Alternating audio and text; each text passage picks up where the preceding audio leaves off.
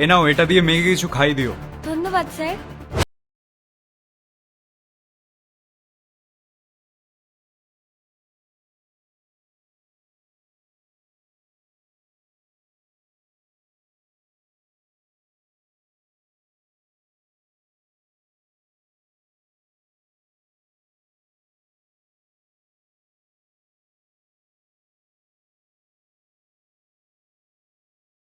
শুনুন, আপনারা এইভাবে এখানে বসে আছেন কেন?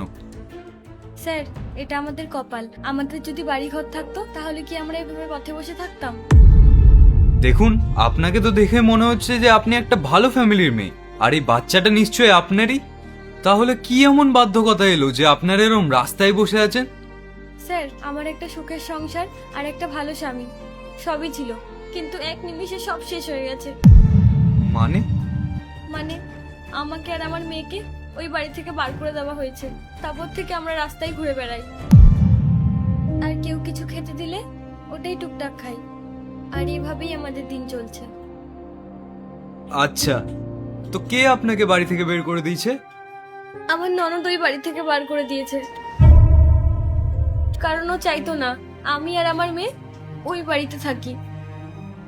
তাহলে আপনি আপনার স্বামীকে কিছু বলেননি কেন? স্যার, আমার স্বামী আর এই পৃথিবীতে নেই।